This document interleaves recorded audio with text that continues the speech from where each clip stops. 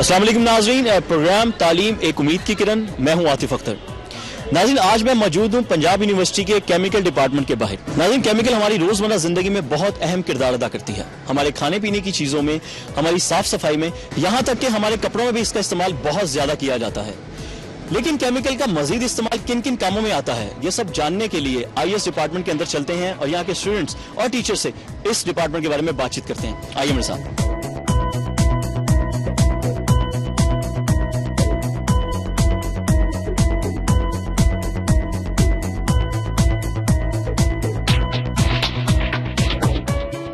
सबसे पहले आप मुझे बताएं कि ये स्टडी जो केमिकल की आपने चूज़ की है, ये क्यों, ऐसी वजह क्या है? इसकी वजह ये है कि शुरू से ही मुझे मैं केमिस्ट्री में बहुत दिलचस्पी थी, बहुत इंटरेस्ट था। तो फिर जब मैंने एफएससी की प्री इंजीनियरिंग में दाखिला लिया तो उसके बाद मैंने फैसला किया कि यानी कि मेरा इंटरेस्ट इस हद तक बढ़ चुका था कि मैंने सोचा कि मुझे केमिकल इंजीनियरिंग करनी चाहिए ताकि मैं अपना शौक़ पूरा कर सकूं और मैं केमिकल की फील्ड से मुतलिक जान सकूं। तो इस वजह से मैंने ये केमिकल इंजीनियरिंग की फील्ड चूज़ की थी। मेरा इंटरेस्ट ये था और आगे इसके लिए स्कोप बहुत अच्छा है, तो इसलिए मैंने इसको सिलेक्ट किया। केमिकल इंजीनियरिंग जो है नेचर और रियलिटी के बहुत करीब है। अगर आप बाकी फील्ड्स देखें तो बाकी में ज़्यादातर, अगर इलेक्ट्रिकल इंजीनियरिंग या कोई और देखें दूसरी फील्ड्स, तो उसमें ज़्यादातर रियलिटी नहीं होती, सब हम अजम्पशंस ही करते हैं। और केमिकल इंजीनियरिंग में ये कि हम जो भी प्रोसेसेस जो भी होते हैं वो सब हमें नज़र आते हैं, जो भी प्रोसेसेस होते हैं, और इसलिए मुझे पसंद थी। केमिकल इंजीनियरिंग मैंने इसलिए चूज़ किया, फर्स्टली मुझे इंजीनियरिंग का तो शुरू से शौक था, मुझे था कि मैं इंजीनियरिंग ही लूँगी, लेकिन केमिकल इंजीनियरिंग इसलिए क्योंकि मुझे केमिस्ट्री का मुझे बहुत अच्छी लगती है। केमिकल इंजीनियरिंग एग्जैक्टली केमिस्ट्री नहीं है, it's more like an applied function of chemistry. उसमें बहुत ज़्यादा डिसिप्लिन्स भी और शामिल हो जाते हैं, तो इसलिए फिर मैंने केमिकल इंजीनियरिंग का इंतखाब किया। ये वेरी वर्सटाइल सब्जेक्ट है, इसलिए हर जगह यूज़ होता है, नेचर के हर प्रोसेस में है, हर फील्ड में केमिकल इंजीनियर मस्ट होता है।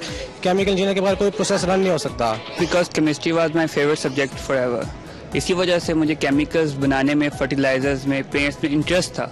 उसकी वजह से मैंने इसी फील्ड को ज्वाइन किया। इंस्टेड कि मेरा यूईटी में एडमिशन हो गया था, लेकिन आपको पता है हमारे डिपार्टमेंट की केमिकल रिसर्च सबसे टॉप पे है, इसी वजह से मैंने इसको ज्वाइन किया। Chemical engineering is closely related to our daily life routines. In fact chemical engineering is the pillar and mother of all the engineering sciences. जहाँ पे भी आप देखेंगे ना, आपको कोई ना कहीं केमिकल जरूर नजर आएंगे हर चीज़ में। यानी हमारे क्लॉथ्स हैं, हमारी गाड़ियाँ हैं, हमारे पेंट्स हैं, हर जगह पे केमिकल्स हैं और इनकी बड़ी डिमांड है पूरी दुनिया में। ठीक है, इसलिए मैंने ये सोच के कि ये फील्ड चूज़ किया ताकि मैं इस चीज़ में जाऊँ जो कोर फील्ड हो एक तरह से, यानी जहाँ पे मेरा काम हर जगह दुनिया में कभी स्कोप ना खत्म हो इस चीज़ का, और केमिकल्स का स्कोप है वो कभी खत्म होने वाला ही नहीं है। केमिकल के इस सब्जेक्ट में कौन कौन से सब्जेक्ट्स पढ़ाए जाते हैं और सबसे इंटरेस्टिंग कौन सा है? इसमें जो सबसे इंटरेस्टिंग सब्जेक्ट है ना, जो आपको तमाम इंजीनियरिंग से आपको डिफरेंस क्रिएट करता है, वो मैस ट्रांसफर है। ठीक है, हीट ट्रांसफर है, ठीक है, फ्लूइड एंड पार्टिकल मैकेनिक्स है, ठीक है, फिजिकल केमिस्ट्री है। ठीक है, इस तरह के जो सब्जेक्ट्स हैं ये इसमें यानी कि मोस्ट इंपॉर्टेंट सब्जेक्ट्स हैं केमिकल इंजीनियरिंग में। मैं थर्ड सेमेस्टर में हूँ, सो जो मुझे अभी तक लगा basic chemical engineering, material balance जो है ना, वो हमारी समझने की जरूरत है। हम बेसिकली इसके अंदर केमिकल इंजीनियरिंग के प्रिंसिपल्स पढ़ते हैं और डिफरेंट टाइप्स के फ्लूइड फ्लो को पढ़ते हैं, और हर टाइप की चीज़ जो प्रोसेसेस से रिलेटेड होती है वो हम स्टडी करते हैं। असल में केमिकल इंजीनियरिंग की जो है ना, बेसिकली दो सब्जेक्ट्स हैं मेन, एक हीट ट्रांसफर और एक मैस ट्रांसफर। हीट ट्रांसफर ये है कि किस तरह से हीट जो है वो एक बॉडी से दूसरी बॉडी में ट्रांसफर होती है। इसी तरह मैस ट्रांसफर है, यानी रिएक्शन हो रहा है तो कितना मैस किस चीज़ में कन्वर्ट हो रहा है। मुझे फ्लूइड मैकेनिक्स का सब्जेक्ट बहुत अच्छा लगा, फ्लूइड एंड पार्टिकल मैकेनिक्स, क्योंकि फर्स्टली इसके अप्लाइड फंक्शन बहुत ज़्यादा है।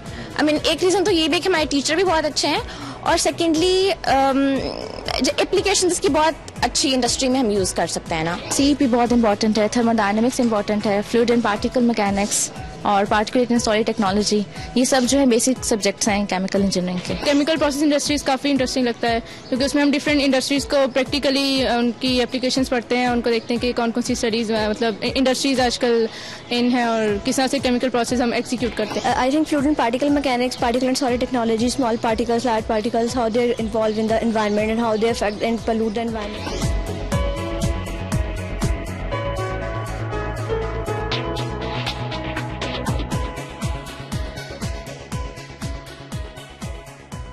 आफ्टर एफएससी इंटरमीडिएट करने के बाद स्टूडेंट्स मोस्टली ये समझते हैं कि जी केमिकल इंजीनियरिंग की जो फील्ड है मोस्टली केमिस्ट्री से रिलेट करती है। ऐसा नहीं है। इंजीनियर्स का मतलब ये है उसने कोई भी एक्टिविटी करनी है economically on a large scale, और मोस्टली एफएससी के बाद स्टूडेंट्स इसे इंटरमिंगल करते हैं कि हमें अगर हम केमिस्ट्री का केमिकल इंजीनियरिंग का डिपार्टमेंट ज्वाइन करेंगे तो हमें कैटर करना पड़ेगा केमिस्ट्री के सब्जेक्ट से। ऐसा बिल्कुल नहीं है। मैं आपको इसकी एग्जांपल देता हूँ अब केमिकल इंजीनियर्स एक पंजाब यूनिवर्सिटी डिपार्टमेंट के केमिकल इंजीनियर्स पिछले 100 साल से मुख्तलिफ अदारों को सर्व कर रहे हैं। उसमें जो मोस्टली मेजर अदारे हैं उसमें ICI पेंट है, लोटे पाकिस्तान, एंग्रो फर्टिलाइज़र, फौजी फर्टिलाइज़र, सोना यूरिया, पाक अरब फर्टिलाइज़र, पाक अमेरिकन फर्टिलाइज़र एंड पाकिस्तान की तमाम रिफाइनरीज। इसके अलावा जो चीज़ जहाँ पे प्रोडक्शन होगी वहाँ पे मोस्टली जहाँ पे दो से ज़्यादा चीज़ों का मिलाप होगा वहाँ पे आपको केमिकल इंजीनियर की एप्लीकेशन नज़र आएगी।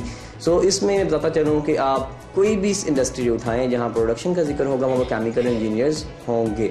इंटरमीडिएट के बाद यहाँ पे एडमिशन का क्राइटेरिया ये है कि स्टूडेंट्स के मिनिमम 60% मार्क्स होने चाहिए FSC में, इंटरमीडिएट में, which is according to the requirement of Pakistan engineering council. इसके साथ साथ UET एक टेस्ट कंडक्ट करती है जो कि UET का टेस्ट एंट्री टेस्ट कहलाता है। इन दोनों का अकोमोलेट करके एक मेरिट लिस्ट बनती है जिसके बाद बच्चे यहाँ पे मेरिट लिस्ट के मुताबिक यहाँ जिनका एडमिशन इंश्योर किया जाता है। हम उनको 4 साल इस डिग्री का जो दौरानिया है वो 4 साल है, जिसमें हम बच्चों को different major heat transfer, mass transfer, instrumentation, plant design and thermodynamics, fluid mechanics, इस तरह के मेजर सब्जेक्ट्स जो कि इंडस्ट्री में जिनकी ड्रास्टिक किस्म की एप्लीकेशन है वो करवाते हैं। ये 4 साल प्रोग्राम 8 सेमेस्टर पे मबनी है जिसमें हर सेमेस्टर में ऑलमोस्ट 6 माह लगते हैं। तो जो स्टूडेंट्स यहाँ पे आते हैं वो आफ्टर इंटरमीडिएट ये 4 साल डिग्री लेकर they are presented the degree of BSc chemical engineering. जिस तरह इसका नाम है BSc केमिकल इंजीनियरिंग, तो कुछ सब्जेक्ट्स वो BSc के पढ़ते हैं और मोस्टली सब्जेक्ट्स वो इंजीनियरिंग के पढ़ते हैं। और हमारी जो प्रोडक्ट यहाँ से पंजाब यूनिवर्सिटी से जा रही है वो पूरे पाकिस्तान और इंटरनेशनल लेवल पे तमाम प्रोडक्शन इंडस्ट्रीज़ को सर्व कर रही हैं। As a focal person for career counselling and placement centre university of Punjab, हम पूरे पाकिस्तान की इस एनर्जी डिमांड को, जो हमारे पास इस पाकिस्तान एनर्जी क्राइसिस चल रहा है, हमने इंडस्ट्री की वैसे तो खिदमत की ही है। इस अदारे ने वहाँ पे ऐसे इंजीनियर्स प्रोड्यूस किए हैं जिन्होंने जाके पाकिस्तान की फर्टिलाइजर इंडस्ट्री, रिफाइनरी इंडस्ट्री, तमाम इंडस्ट्रीज को बड़े आउटस्टैंडिंग वे में हेल्प आउट किया है। We are the pioneer in institute in chemical engineering. और इसमें जो हमने वी आर द पायनियर्स और हमने इसमें काफ़ी काम किया। अब हमारे जो तमाम इस वक्त जो काम चल रहा है, हम जो पाकिस्तान में मौजूदा एनर्जी क्राइसिस हैं, हमारी कोशिश है कि हम इंजीनियर्स उसमें बड़ा अहम रोल प्ले करें और जो पाकिस्तान को इस चीज़ में सर्व करें।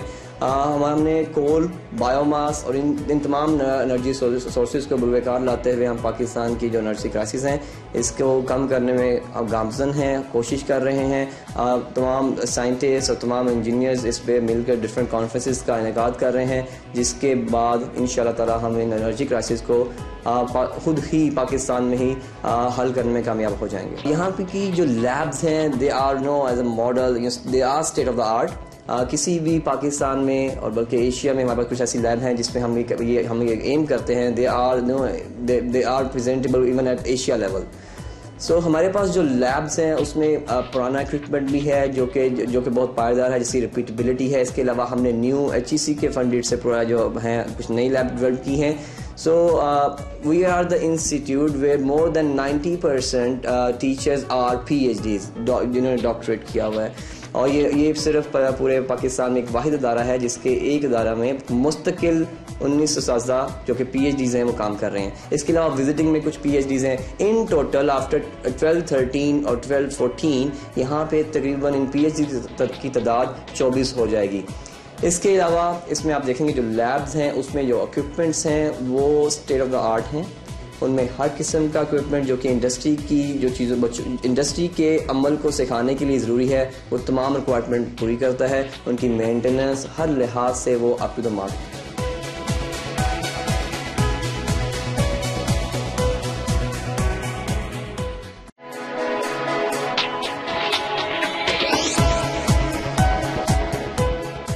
जी नाज़रीन, इस वक्त मैं एनालिटिकल लैब में मौजूद हूँ केमिकल की, और मेरे साथ मुझे गाइड करने के लिए मौजूद हैं सरफराज इकराम साहब जो यहाँ के लेक्चरार हैं। तो आइए इनसे बात करते हैं, उस मशीनरी के बारे में इंफॉर्मेशन भी लेते हैं कि ये क्या काम करती है। तो सर ये सबसे पहले आप बताना चाहेंगे क्या काम है इस मशीनरी का? हमारी ये लैब का नाम PhD एनालिटिकल लैब है। यहाँ पे इक्विपमेंट्स मौजूद हैं। ये पोस्ट ग्रेजुएट लेवल के जो स्टूडेंट्स हैं जिसमें हमारी MSc है, PhD है, उनमें जो स्टूडेंट्स हैं वो इनको यूज़ करते हैं। तो ये पहला जो इक्विपमेंट हमारे पास मौजूद है इसका नाम गैस क्रोमेटोग्राफी है। ये आपके क्वालिटेटिव और क्वांटिटेटिव एनालिसिस के लिए यूज़ करते हैं, इसको इंडस्ट्री में एक्सटेंसिवली यूज़ करते हैं और वही हम जो ट्रेनिंग है अपने पोस्ट ग्रेजुएट स्टूडेंट्स को इन्हीं लैब्स में देते हैं इन्हीं क्वालिटेटिव क्वांटिटेटिव एनालिसिस के लिए।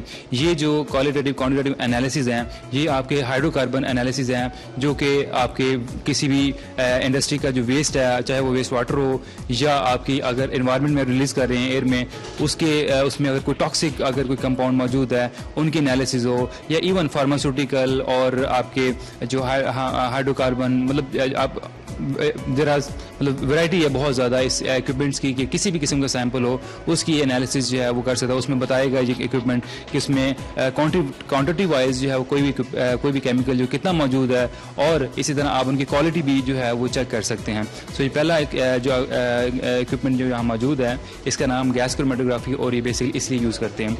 इसी तरह सर ये जिस तरह की मशीनें मैं देख रहा हूँ ये मिक्स है या अलग-अलग काम करती हैं?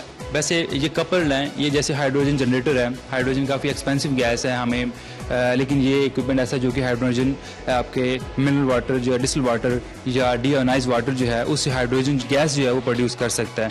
तो बेसिकली ये कपल्ड है हमारे अगले इक्विपमेंट के साथ, ये भी उसी तरह उसके साथ ही है। इसमें थोड़ी सी कॉन्फ़िगरेशन थोड़ी सी चेंज है लेकिन सेम पर्पज़ है, उसी तरह जिस तरह पिछला गैस क्रोमेटोग्राफ यूज़ करते थे हम, इसको भी उसी काम के लिए ही हम यूज़ करते हैं। तो हमारे पास वेराइटी है, इसमें डिटेक्टर डिफरेंट हैं, उससे हमारी जो एप्लीकेशन जो हैं वो वाइड हो जाती हैं। हम इसमें अगर कोई वाटर का है या एयर का है या इसी तरह किसी कोई भी सैंपल हो तो वो भी हम इसमें एनालिसिस कर सकते हैं, हमारी एप्लीकेशन जो है वाइड हो जाती है। तो इसके साथ मैं देख रहा हूँ कि आपने सिस्टम मॉनिटर लगा के रखे, कंप्यूटर लगा के रखे, तो ये क्या मशीनों को ऑपरेट करने के लिए इनका इस्तेमाल जरूरी है? हाँ जी, देखें ये आपके स्टैंड अलोन भी यूज़ कर सकते हैं इसको हम, और इसको हमने इंटरफेस दिया हुआ है कंप्यूटर का जिसमें कि सॉफ्टवेयर जो होते हैं वो इंस्टॉल्ड हैं, विंडो एक्सपी बेस्ड जो है सॉफ्टवेयर जो हैं वो इंस्टॉल्ड हैं। तो हम इसको स्टैंड अलोन वहाँ से यूज़ करते हैं और सारे जो इसमें पैरामीटर हैं हम वहाँ एक क्लिक से माउस के और या कीबोर्ड के उसको हम यूज़ करते हैं। तो ये इसलिए मैं आपको बता नहीं बहुत एक्सपेंसिव और बड़े महंगे और सोफिस्टिकेटेड और state of the art equipments हैं जो कि हम अपने माउस के क्लिक से हम यूज़ करते हैं। इसके अलावा सर मैं इस शीशे के उस तरफ देख रहा हूँ कुछ मशीन, ये क्या है, ये क्या काम करती है, इस तरफ चलते हैं।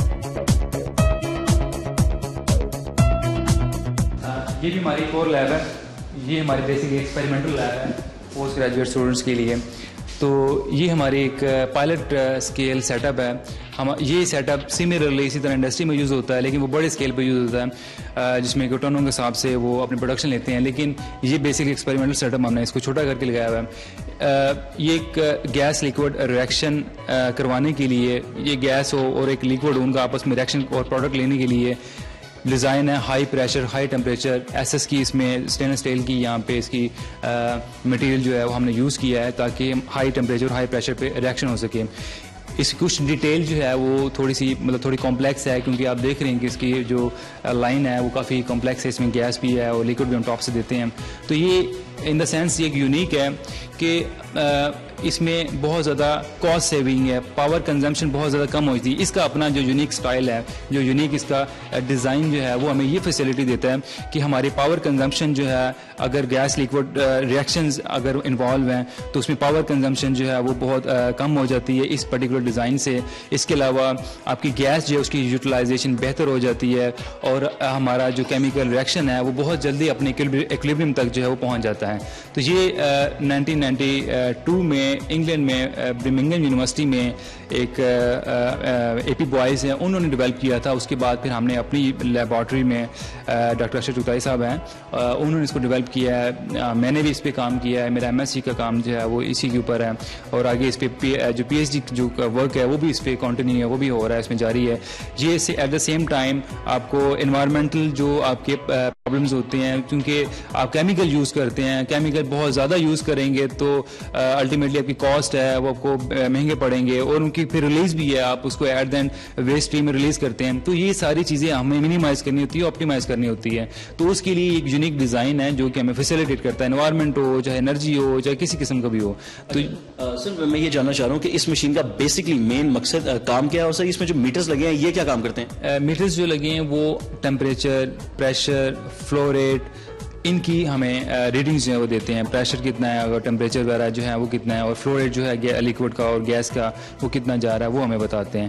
पर्पज़ इसका बेसिकली अगर कोई भी आपकी गैस है, फ़र्ज़ करें मैं मिसाल देता हूँ आपको, हमारे यहाँ पे कार्बन डाइऑक्साइड जो है वो गाड़ियों से निकलती है, वो बहुत एक ग्रीन हाउस गैस है जो कि पोल्यूशन जो है क्रिएट कर रही है। अब उसको कैप्चर करना है या उसको स्क्वीज़ करना है, उसको कैप्चर करना है, तो ये एक उसके लिए भी यूज़ कर सकते हैं हम कि एक वाटर या अल्कली बेस्ड सोल्यूशन जो है या अमाइन सोल्यूशन जो है या आयनिक लिक्विड बेस्ड सोल्यूशन जो है वो बनाएं और गैस उसमें एब्जॉर्ब कराएं। तो इसकी जो टेस्ट है इनिशियली आप इंडस्ट्री में तो फटाफट उसको नहीं लेके जा सकते, पहले आपको लेबॉर्ट्री बेस्ड जो है आपको रिजल्ट जनरेट करने पड़ते हैं और उसकी फिजिबिलिटी आपको चेक करनी पड़ती है कि क्या वाकई ये हमारे अप टू द मार्क जो है वो परफॉर्म कर रहे हैं ये लिक्विड ज़रा। तो उसके लिए हम इसको यूज़ करते हैं। कोई भी गैस की एब्जॉर्प्शन है, कोई गैस की रिएक्शन करवाना है, जिस तरह भी है, तो उसके लिए हम इसको यूज़ करते हैं।